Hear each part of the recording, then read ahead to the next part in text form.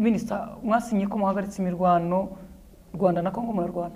Twe twasinye dusaba impande zirwana guhagarika imirwano. Kuki ari mwe musinye?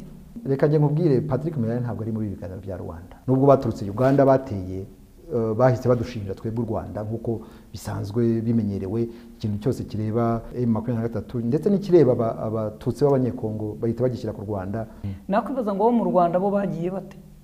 Bari Kibungo kuko Makenga yateye aturutse hano. Oya. Uyiki? Ntabwo yateye aturutse hano. Nimwe mwarimo mucumbikiye?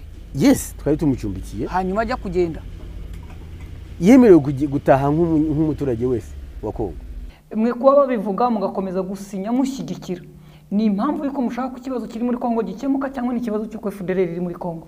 Kugeza umuntu tuvugane nta bushake turabona bwa FDLR bwa FARDC cyangwa bwa guverinoma ya Kongo bwo kurandura FDLR. Gukomeza gukorana no mu mutwe wa genocidaire nta cyiza bizazanira muri